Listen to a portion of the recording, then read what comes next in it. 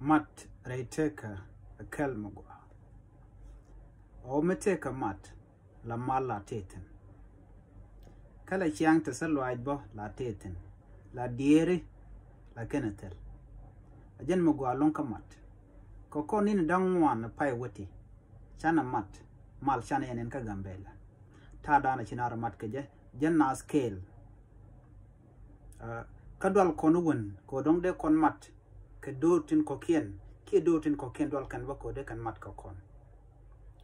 dungno ko chanen cha kwor magwa mi wikeno bana luang ki banana guardian cha jenen eneran rewi dan ke gambele chenen o nogoje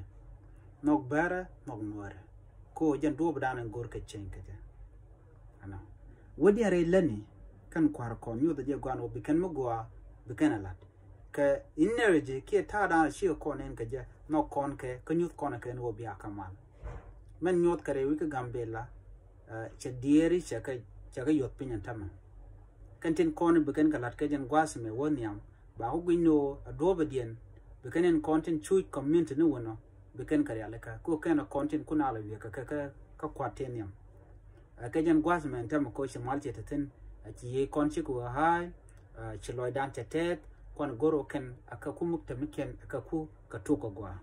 kon ngani ban chulet kel ka ba ko dob dan gor koneje ban tin kon chul we dan ci kemen telepiu matura no kon mat kon piu jewne ki piu de la non ka gar ne monte kon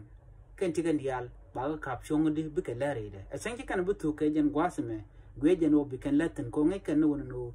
teriya ka moteten gwada dan la kon ngwan ya post ke online o nyut kon ken go te kare wi de ko ken mi sha do charge post online ya chen do cha ne mi te ke mi chro de te mi ti jekten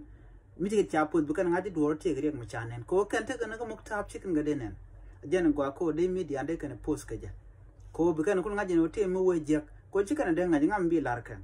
ne ramadan shinen ba ji post bu kan nen en go gwad me jega ne jen shal ke good leadership